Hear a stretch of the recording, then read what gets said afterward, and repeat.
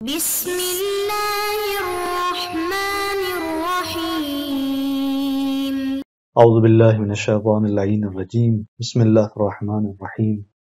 وبہ نستعین وہو خیر ناصر ومعین الحمد للہ رب العالمین وصلی اللہ علی محمد وآلہ الطیبین۔ ہماری گفتگو کتاب المقاصد کے دوسرے حصے کتاب البیع کے مباحث میں جاری ہے، اور آج کے اس درس کا عنوان مالکین کی تعیین کی شرط میں صاحب مقابیس کے کلام کا باقی حصہ، کہ اس درس کے اندر ان کا یہ کلام اختتام کو پہنچے گا۔ اور ان کے کلام میں ہم بحث کر رہے تھے گزشتہ مباحث کے اندر، درسوں کے اندر جو ایک دو درس پیچھے گزر گئے، کہ کلن ہماری بحث یہ تھی کہ متعاقدان جو ہیں، جو دو شخص عقد کر رہے ہوتے ہیں، ان کے شروط کیا ہیں۔ تو قصد کے علاوہ ایک اور شرط کو اسی مسئلے کے ضمن میں آغا صاحب مقابیس کے کلام کے ذریعے بیان کر رہے تھے کہ مالکین کی تعیین ضروری ہے، کہ عاقد جو ہے وہ مالک جو ہے اس کو معین کرے، خود کی جانب سے عقد انجام دے رہا ہے، مالک اصلی خود ہے یا کوئی اور ہے۔ تو اس طرح سے یہ تعیین ضروری تھی صاحب مقابیس کے نقطہ نگاہ سے۔ البتہ اس کے اندر انہوں نے تفصیل ایک جو ہے وہ دی، جس کے اندر دو صورتیں بیان ہوئیں۔ گزشتہ درس کے اندر ہم نے ان دو صورتوں کو بیان کیا۔ پہلی صورت کے جہاں پر مالک کا تعین پر موقوف ہے، دوسری صورت کے جہاں پر مالک کا تعین پر موقوف نہیں ہے۔ اور اس دوسری صورت کی پھر تین وجوہ جو ہیں بیان ہوئیں۔ تعین واجب ہے، درمیانی اوسط کا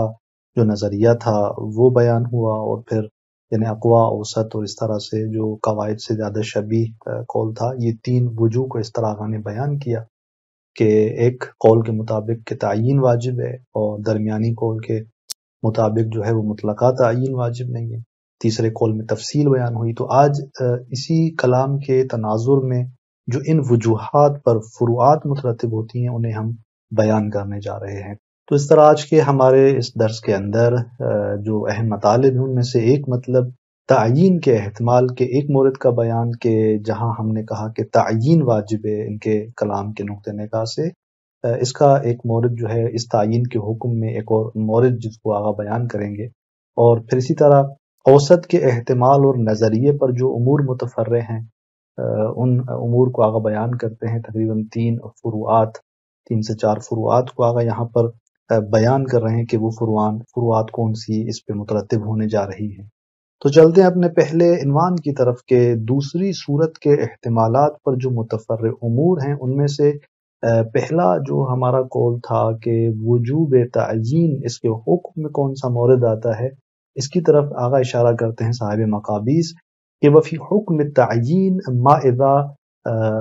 عین المال بکونہ فی ذمۃ زید مثلا۔ فرماتے ہیں کہ تعیین کے اس حکم میں ہے کہ وہ مورد کے جہاں پر وہ شخص مال کو معین کر رہا ہے کہ یہ مال زید کے ذمے پر ہے، مثلا یعنی زید کے ذمے میں اس مال کی تعیین کرتا ہے۔ یعنی مثلا یہاں پر آپ نے جو کہا کہ تعیین واجب ہے، تو ایک معین اور مشخص زید نامی ایک شخص کے ذمے پہ اس مال کو معین کر رہا ہے، تو یہ ظاہر ہے جب ایک معین ذمے پر وہ مال مشخص اور معین ہوگا تو یہاں پر خارج میں، واقع میں، نفس الامر میں وہ مال ایک تعین کی اور معین ہونے کی صورت پاتا ہے، جس طرح خارج کے اندر ایک معین مال ہوتا ہے۔ تو ایک شخص کے یعنی ایک معین شخص کے ذمے پہ مال کا معین ہونا ایسے ہے جیسے کہ خارج کے اندر آپ نے ایک عین خارجی مشخص مال جو ہے آپ نے نظر میں رکھا ہے۔ تو لہٰذا اس طرح آگا فرماتے ہیں کہ یہ اس تعیین کے حکم میں ہے کہ یہاں پر جو ہے وہ معین ہو جاتا ہے اس صورت میں جو مالک ہے یہاں پر۔ اسی طرح پھر فرماتے ہیں کہ وعلی الاوسط، جو ہمارا درمیانی نظریہ تھا، قول تھا، کہ ہم نے کہا کہ مطلقہ طور پہ تعیین واجب نہیں ہے، اس پر چند فروعات کو آگا مترتب جانتے ہیں، اور ان فروعات کو ہم یہاں پر بیان کرتے ہیں۔ کہ پہلی فرماتے ہیں کہ لو باع مال نفسہ عن الغیر، کہ اگر اس نے بیچا اپنے مال کو دوسرے کی جانب سے، وقع عنہ، تو آگا فرماتے ہیں کہ وہ مال کس کی جانب سے واقع ہوگا، یہ خود اس شخص کی جانب سے ہوگا کہ جو بائع ہے اسی کی ہی جانب سے ہوگا جس کا وہ مال ہے، دوسرے کی جانب سے واقع نہیں ہوگا۔ وَلَغَا قَصْدُ قَوْنِهِ عَنِ الْغَيْرِ، اور اس کا یہ ارادہ کہ وہ دوسرے کی طرف سے ہے، یعنی وہ اس کی جانب سے جو بیچ رہا تھا اور اسے اس کی جانب سے حساب کر رہا تھا، اس کا یہ ارادہ کہ یہ دوسرے کی جانب سے ہے لغو ہو جائے گا، ملغا ہے یہاں پر۔ یہ ایک صورت ہے، ایک فر ہے کہ جہاں ایک شخص جو ہے وہ اپنا مال دوسرے کی جانب سے بیچ رہا ہے، تو یہاں پر وہ خود یعنی معاملہ درست ہے، معاملہ باطل نہیں ہے، فقط وہ قصد اس کا باطل ہے جو دوسرے کی جانب اس نے متوجہ کیا ہے، اس مال کو دوسرے کی طرف سے وہ انشاء بیع کر رہا ہے، تو یہ دوسرے کا قصد کرنا ملغا ہے، ویلا معاملہ درست ہے، وہ معاملہ خود اسی شخص کے لیے حساب ہوگا۔ اس کے بعد دوسری فر بیان کرتے ہیں کہ وَلَوْ بَاعَ مَالَ زَيْدٍ عَنْ عَمْرٍ، اگر زید کے مال کو عمر کی جانب سے بیع کرتا ہے، فَإِنْ كَانَ وَكِيلًا عَنْ زَيْدٍ صَحَّ عَنْهُ، مثلا شخص جو ہے وہ زید کا وکیل ہے، اب وہ جو زید کا مال اس کے پاس ہے وکالت کے عنوان سے جو اس نے دیا تھا، کیونکہ یہ اس کا وکیل تھا، اب یہ وکیل اس کا وہ مال ایک اور شخص یعنی خود اس مالک اصلی زید کی طرف سے نہیں، عمر کی جانب سے اسے انشاء بیع کر رہا ہے، تو فَإِنْ كَانَ وَكِيلًا عَنْ زَيْد، اگر یہ اس زید کا وکیل تھا جو مالک اصلی ہے، جس کے مال سے انشاء بیع کی جا رہی ہے دوسرے عمر کے لیے، صح عنہ، تو فرماتے ہیں کہ یہ صحیح واقع ہوگا معاملہ اور یہ بیع عنہ خود اسی زید کی جانب سے، وَإِنْ لَا وَقَفَ عَلَى اِجَازَتِهِ، وَإِنْ لَا یعنی اگر وہ وکیل نہیں ہے اس زید کا اور پھر اسی زید کے مال کو عمر کے لیے انشاء بیع کر رہا ہے، تو چونکہ یہاں پر فضولی حساب ہوگا، وہ چونکہ نہ تو یہ شخص مالک اصلی ہے اور نہ ہی زید کی جانب سے اسے وکالت حاصل ہے، تو وقف علی اجازتہ، یہاں پر وہ بیع موقوف ہو جائے گی اسی زید کی اجازت پر۔ اگر اس نے اجازت دی تو پھر یہ معاملہ خود زید کے لیے واقع ہوگا، پھر بھی عمر کے لیے نہیں بلکہ خود اسی زید کے لیے واقع ہوگا۔ تو اس طرح آپ دیکھیں کہ یہاں پر جو ہے یہ معاملہ کلی طور پر باطل نہیں جانا جا رہا، اور چونکہ تعین واجب نہیں تھی، ہمارا اوسط کے نظریے پہ ہم ان فروعات کو بیان کر رہے ہیں، اور اوسط کا نظریہ کیا تھا کہ جہاں پر تعین مطلقہ واجب نہیں تھی، تو جب تعین مطلقہ واجب نہیں تھی، اب اگر اس نے اس طرح کے معاملات انجام دیے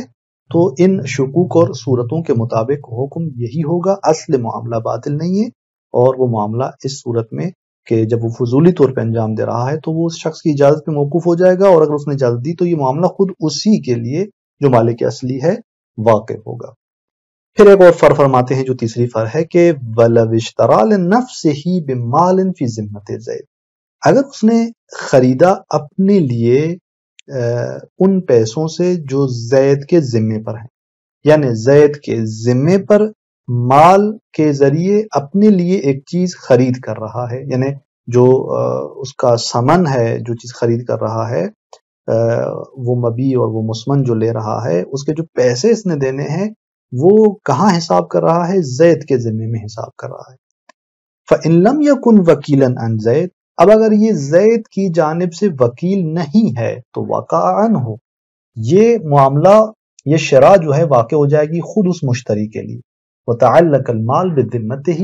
اور مال جو یعنی وہ جو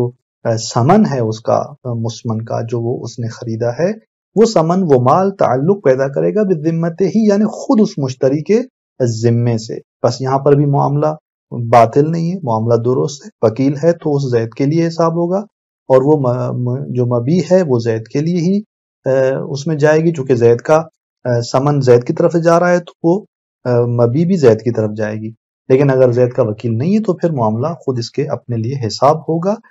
لا عن زید، یعنی وتعلق المال بذمتہ لا عن زید، اگر وکیل نہیں ہے تو مال خود اسی کے ذمے تعلق پیدا کرے گا، لا عن زید، پھر زید کی جانب سے یہ معاملہ حساب نہیں ہوگا، لیقف الی اجازتہ، تاکہ وہ موقوف ہو جائے اس کی اجازت پہ، یعنی اگر وہ وکیل نہیں ہے تو یہاں پر یہ کسی کے ذہن میں نہ آئے کہ اب مثلا یہ فضولی بن جائے گا اس مسئلے میں، شرع کے اس مسئلے میں یہ فضولی حساب ہوگا، اور پھر مثلا وہ معاملہ زید کا ہی ہوگا، لیکن زید نے اگر اجازت دی تو اس کے لیے معاملہ حساب ہوگا نہیں۔ فرماتے ہیں کہ اگر یہ وکیل نہیں ہے تو ہر اعتبار سے زید کے لیے یہ شرع اور یہ معاملہ واقع نہیں ہوگا، یہ معاملہ خود اسی شخص مشتری کے لیے ہوگا، اور مال بھی اسی کے ذمے متعلق ہوگا، نہیں یہ کہ زید کی جانب سے حساب ہو اور پھر وہ اس کی اجازت پہ موقوف ہو جائے۔ وَإِنْ كَانَ وَكِيلًا، بس یہ پہلی صورت کیا تھی کہ فَإِنْ لَمْ يَكُنْ وَكِيلًا، اگر وہ وکیل نہیں تھا، لیکن وَإِنْ كَانَ وَكِيلًا دوسری صورت اسی مسئلے کی کہ اگر وہ وکیل ہے فَالْمُقْتَضِي لِكُلٍّ مِنَ الْعَقْدَيْنِ مُنْفَرِدًا مَوْجُودٌ۔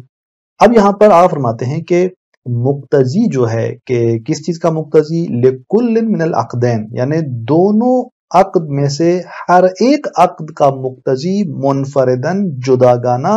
ایک الگ طور پر موجود ہے۔ یہاں پر کون سے دو عقد کی طرف آگا اشارہ کر رہے ہیں؟ ایک کہ یہ عقد خود وکیل کی جانب سے حساب ہو، وہ جو مشتری ہے، کیونکہ اس نے کیا کہا،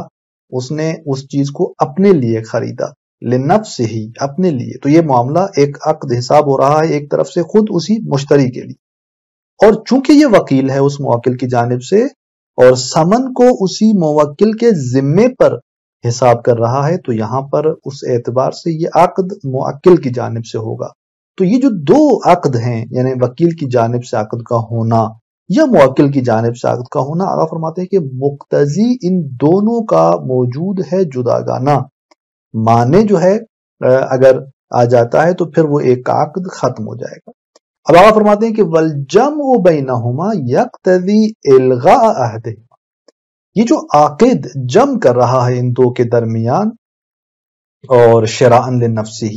یہ بھی کہا، اور پھر اس کا جو پیسہ ہے، مال ہے، جو ثمن ہے، وہ ذمہ زید پہ ڈال دیا، زید کے ذمہ مشخص کر دیا، تو ان دونوں عقدوں کو اس نے جمع کر دیا ہے، دونوں چیزوں کو جمع کر دیا ہے، تو یہ والجمع بینہما یقتضی، یہ اس کا جمع کرنا ان دونوں کے درمیان اقتضا کرتا ہے کس چیز کا، کہ الغاء عہد، ان میں سے ایک جو ہے وہ کیا ہوگا، ملغا ہوگا، ایک کے الغاء کا، یعنی یا قید لنفسہ ہی کو رکھنا ہوگا یا اس یعنی علی ذمت زید کی اس قید کو رکھنا ہوگا۔ اگر علی ذمت زید رکھتے ہیں تو معاملہ زید کی جانب سے ہوگا چونکہ یہ اس کا وکیل ہے، اور اگر یہ لنفسہ ہی کی قید کو آپ باقی رکھتے ہیں تو پھر دوسری ملغا ہو جائے گی، پھر یہ معاملہ خود اسی وکیل کی جانب سے اس کا اپنا مشتری کے عنوان سے اس کے لیے حساب ہوگا۔ اب یہاں پر کیا صورتحال ہے، کتنے احتمالات ہیں ہمارے پاس، تو یہاں پر تین احتمالات کو آگا بیان کرتے ہیں کہ پہلے مرحلے میں وَلَمَّا لَمْ يَتَعَيَّنْ اُحْتُمِلَ الْبُطْلَانُ لِلتَّدَافُعِ، فرماتے ہیں کہ چونکہ متعین نہیں ہے، یعنی نہ تو خود کو متعین کیا ہے اس طرح، نہ اس کو متعین کیا اس انشاء کے حوالے سے، فرماتے ہیں کہ لَمَّا لَمْ يَتَعَيَّنْ،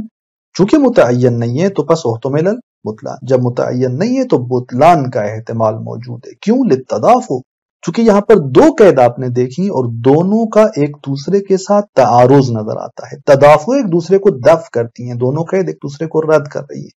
کیونکہ لنفسہ ہی، یہ جو شراء لنفسہ ہی ہے یہ یعنی موکل کے لیے نہیں ہے، موکل کے عقد کو دفع کر رہی ہے،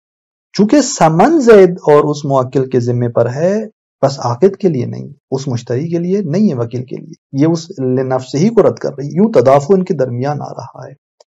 اور یہ ایک احتمال آگا فرماتے ہیں کہ وَصِحَّتُهُ عَن نَفْسِهِ، فرماتے ہیں کہ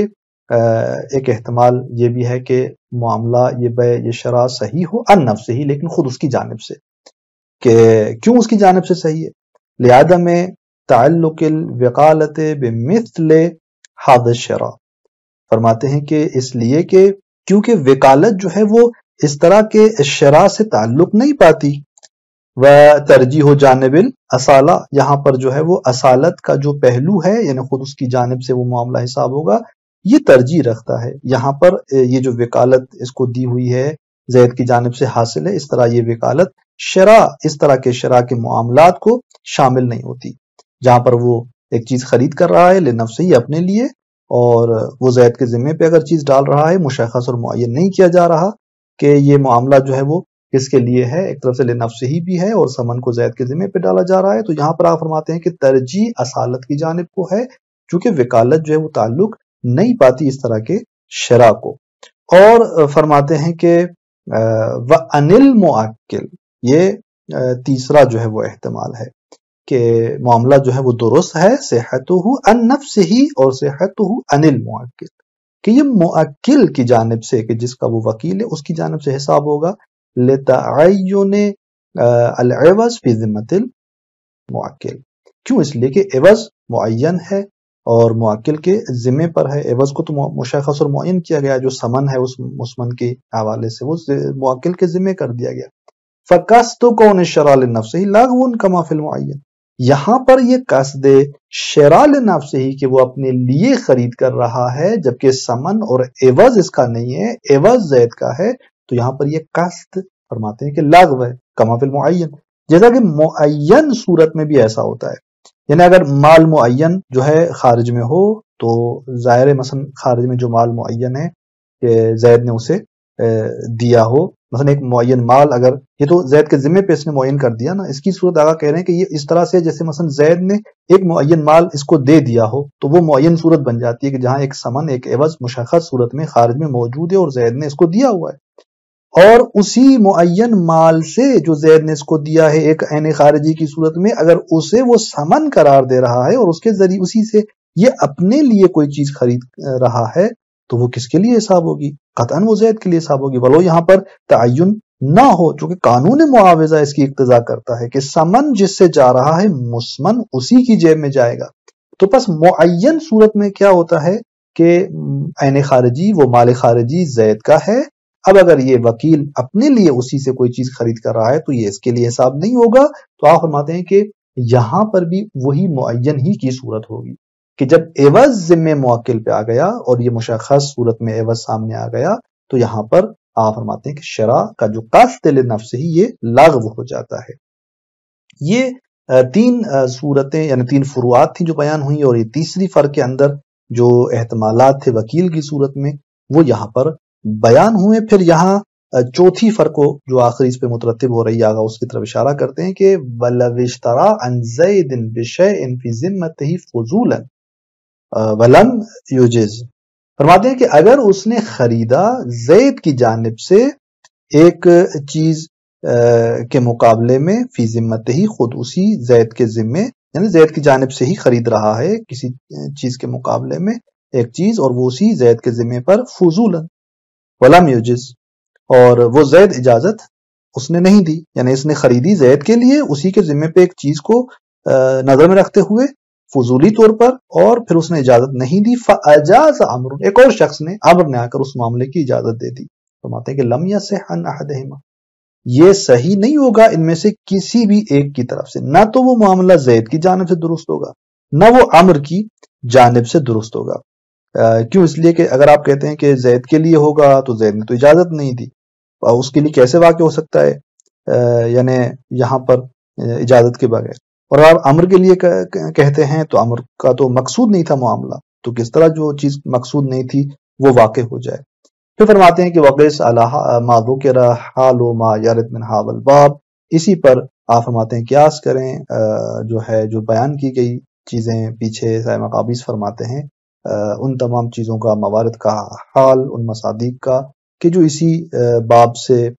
ذکر ہوئی ہیں وارد ہوئی ہیں. اور فرماتے ہیں کہ ولا فرق علی الاوسط فی الاحکام المذکورۃ بین النیۃ المخالفۃ والتسمیہ، یہ جتنے بھی پیچھے موارد ہم نے بیان کیے ان تمام احکامات میں آپ فرماتے ہیں کہ اوسط کی بنیاد پر فرق نہیں ہے کہ مخالف جو ہے وہ نیت کی گئی ہو کہ والتسمیہ، یعنی مخالف جو صورت ہے کہ مثلا اپنے مال کو دوسرے کے مال سے اپنے لیے خرید کرنا وغیرہ، اس طرح کی مخالف صورت کی نیت اور ارادہ ہو، والتسمیہ یا اس کو تلفظ میں لایا گیا ہو مخالفت کے حوالے سے، الفاظ کے ذریعے اس سے مخالفت کی تصریح کی گئی ہو. آپ فرماتے ہیں کہ یہ اس کے درمیان فرق نہیں ہے. وَيُفَرَّقُ بَيْنَهُمَا عَلَى الْأَخِيرِ، البتہ آخری جو صورت تھی یعنی ان تین وجوہات میں جو آخری وجہ اور احتمال تھا اس کی بنیاد پر ان دونوں میں فرق کیا جائے گا ان احکامات کے اندر، کہ دیکھا جائے گا کہ آیا نیت مخالفت ہے یا تسمیہ ہے، الفاظ کے ذریعے مخالفت کی جا رہی ہے. اگر وہاں پر ارادہ اور نیت ہے تو مبطل نہیں ہے، لیکن اگر وہاں تسمیہ ہے، الفاظ سے صراحت تصریح بے خلاف ہے جیسے پیچھے بھی بیان ہوا تھا، تو آخری اس وجہ کی بنیاد پر یہ مبطل ہوگا. وَيَبْطُلُ الْجَمِيعَ الْأَوَّلُ، اور اول جو صورت تھی جس کو ہم نے اقوا کہا تھا تعیین کے وجوب کی صورت، اس کی بنیاد پر یہ تمام صورتیں آپ فرماتے ہیں کہ باطل ہے.